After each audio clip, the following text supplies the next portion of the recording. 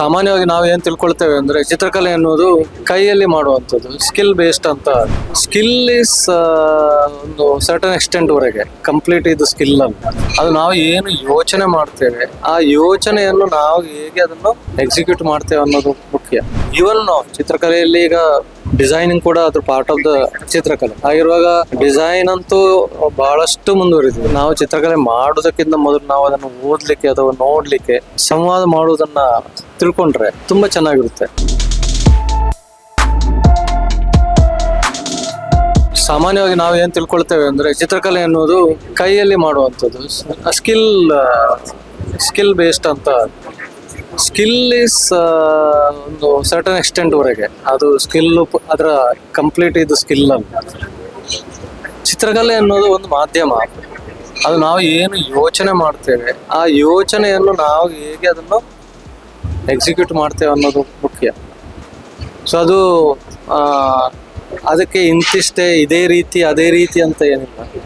So ಬೇರೆ ಬೇರೆ ಕಲಾವಿದರು ಅವರ ಈ ಮಾಧ್ಯಮವನ್ನು ಬೇರೆ ಬೇರೆ ಸ್ತರದಲ್ಲಿ ಉಪಯೋಗಿಸ್ಕೊಳ್ತಾರೆ, ಬೇರೆ ಬೇರೆ ನಿಟ್ಟಿನಲ್ಲಿ ಅವರು ಅದನ್ನು ಅದಕ್ಕೊಂದು ರೂಪ ಕೊಡ್ತಾರೆ. ಅದರಿಂದಾಗಿ ಅದಕ್ಕೆ ನಂಗೆ ಸ್ಕಿಲ್ ಇಲ್ಲ ಅಂತ ಅನ್ನುವಂಥ ಇದಿಲ್ಲ. ಸ್ಕಿಲ್ ಯಾರು ಬೇಕಾದ್ರೂ ಮಾಡ್ಬೋದು, ಅದನ್ನು ಹಾಗೇನಿಲ್ಲ. ಸೊ ಅಂದ್ರೆ ಈಗೇನಾಗಿದೆ ಅಂದ್ರೆ, ಈಗ ಚಿತ್ರಕಲೆ ಅನ್ನೋದು ಬರೀ ಚಿತ್ರ ಬಿಡಿಸೋದಲ್ಲ, ಅದು ಮಾತ್ರ ಕಲೆ ಅಲ್ಲ. ಅದು ನಾವು ಏನು ಯೋಚನೆ ಮಾಡ್ತೇವೆ, ಯಾವ ರೀತಿ ಇದು ಮಾಡ್ತೀವಿ. ಇವನ್ ಚಿತ್ರಕಲೆಯಲ್ಲಿ ಈಗ ಡಿಸೈನಿಂಗ್ ಕೂಡ ಅದ್ರ ಪಾರ್ಟ್ ಆಫ್ ದ ಚಿತ್ರಕಲೆ ಆಗಿರುವಾಗ, ಡಿಸೈನ್ ಅಂತೂ ಬಹಳಷ್ಟು ಮುಂದುವರಿದಿದೆ, ಅದು ಗೊತ್ತಿರ್ಬೋದು. ಸೊ ಅದನ್ನು ನೋಡುವ ಕಣ್ಣು, ನಮ್ಮ ದೃಷ್ಟಿಕೋನ, ನಾವು ಹೇಗೆ ಅದನ್ನು ನೋಡ್ತೇವೆ ಮತ್ತೆ ಹೇಗೆ ಅದನ್ನು ಎಕ್ಸಿಕ್ಯೂಟ್ ಮಾಡ್ತೇವೆ ಅನ್ನೋದು ಬಹಳ ಇಂಪಾರ್ಟೆಂಟ್. ನೀವು ನೋಡಿದ ಪ್ರಕಾರ ಚಿತ್ರಕಲೆಗೆ ಅದೆಷ್ಟೋ ಜನ ಒಂದು ಆರ್ಟಿಸ್ಟ್ ತುಂಬಾ ರಾತ್ರಿ ಹಗಲು ಕಷ್ಟಪಟ್ಟು ಒಂದು ಆರ್ಟ್ ಅನ್ನು ಮಾಡಿರ್ತಾರೆ, ಅದಕ್ಕೆ ಸರಿಯಾದ ಬೆಲೆ ಸಿಗ್ತಾ ಇದೆ ಅಂತ ನಿಮ್ಗೆ ಅನಿಸ್ತದೆ? ಶ್ರಮಕ್ಕೆ ಬೆಲೆ ಸಿಗ್ತಿದೆ? ಅದು ಶ್ರಮ ಅಂತ ಅನ್ನೋಕೆ ಬರೋದಿಲ್ಲ ಅದನ್ನು. ಸೊ ಆರ್ಟಿಸ್ಟ್ ಯಾವತ್ತೂ ಅದನ್ನು ಶ್ರಮ ಅಂತ ತಿಳ್ಕೊಳ್ಳೋದಿಲ್ಲ, ಯಾಕೆಂದ್ರೆ ಅದು ಲೇಬರ್ ವರ್ಕ್ ಅಲ್ಲ. ಅದು ಅವರ ಚಿಂತನೆಯ ಮತ್ತೆ ಅವರ ಅದ್ರ ಬುದ್ಧಿಯ ಇದದು, ಅದರ ರಿಫ್ಲೆಕ್ಷನ್. ಸೊ ಅದನ್ನು ಅವನು ಶ್ರಮ ಅಂತ ತಿಳ್ಕೊಂಡು ಮಾಡೋದಿಲ್ಲ.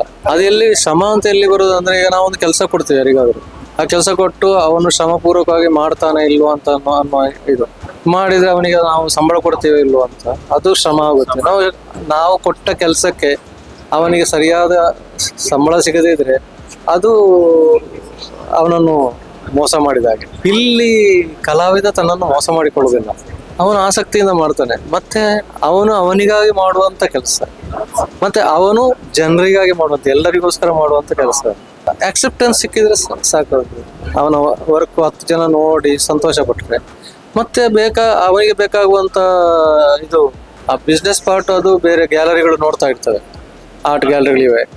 ಅವನು ಆ ರೀತಿ ಆರ್ಟ್ ಗ್ಯಾಲರಿಗೆ ಅವನು ಕನೆಕ್ಟ್ ಆಗಬೇಕು, ಅವರು ಡೀಲ್ ಮಾಡ್ತಾರೆ. ಈಗ ಬೇರೆ ಬೇರೆ ರೀತಿಯಲ್ಲಿ ತಿಳ್ಕೊಳ್ಳುವಂಥ ಸಾಧ್ಯತೆಗಳಿವೆ.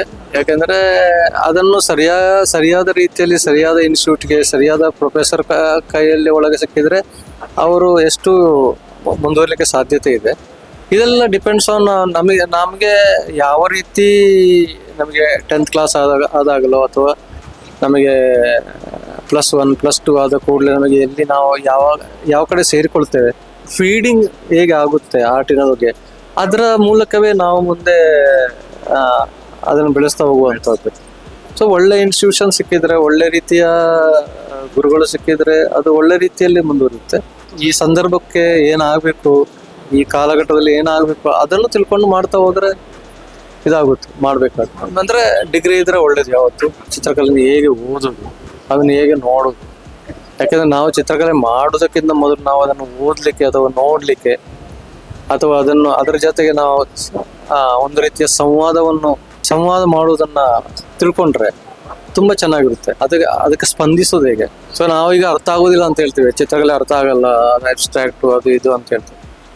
ಅದಕ್ಕಿಂತ ಹೆಚ್ಚಾಗಿ ಅದಕ್ಕೆ ನಾವು ಯಾವ ರೀತಿ ಸ್ಪಂದಿಸ್ತೇವೆ, ನಾವು ಯಾವ ರೀತಿ ಅದನ್ನು ಅವೇರ್ನೆಸ್ ಇದೆ ಅನ್ನೋದು ಇಂಪಾರ್ಟೆಂಟ್. ಅದಕ್ಕೋಸ್ಕರ ನಾವು ಬರೇ ಸ್ಪಂದನೆ ಅನ್ನೋದು ಏನಾಗುತ್ತೆ ಅಂದ್ರೆ, ನೋಡಿ ನಾವು ಸ್ಪಂದಿಸೋದು ಒಂದು, ಅದನ್ನು ತಿಳ್ಕೊಂಡು ಸ್ಪಂದಿಸೋದು ಇನ್ನೊಂದು. ಸೊ ತಿಳ್ಕೊಳ್ಳೋದು ಕೂಡ ಬಹಳ ಇಂಪಾರ್ಟೆಂಟ್ ಆಗುತ್ತೆ.